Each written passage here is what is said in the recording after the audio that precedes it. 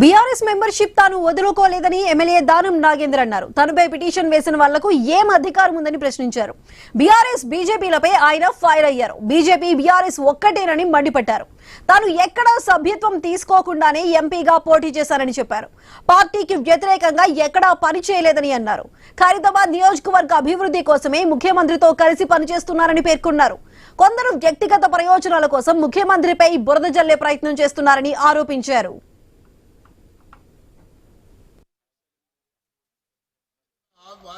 ప్రధానంగా రౌతీ గారు, అదేవిధంగా సంఘవి గారు, నిరంజన్ రెడ్డి గారు, మా వెంకటేష్ గారు, మా సీనియర్ కౌన్సిల్స్ అందరూ కూడా నా వాదనని స్పీకర్ గారికి సుమారు 55 పేజీల స్టేట్మెంట్ ఇచ్చి వాళ్ళు అఫిడేవిట్ ఇవ్వడం జరిగింది.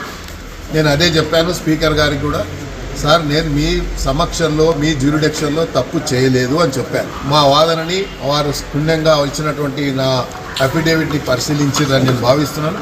అందుకే ఈరోజు ఈ తీర్పు వచ్చిందని దానికి నేను స్పీకర్ గారికి, అదేవిధంగా మా అడ్వకేట్స్ అందరికీ కూడా మనస్ఫూర్తిగా ధన్యవాదాలు. ప్రధానంగా మీ మీడియాకు నాకంటే ఎక్కువ టెన్షన్ ఉండే ఏమవుతుందో అని.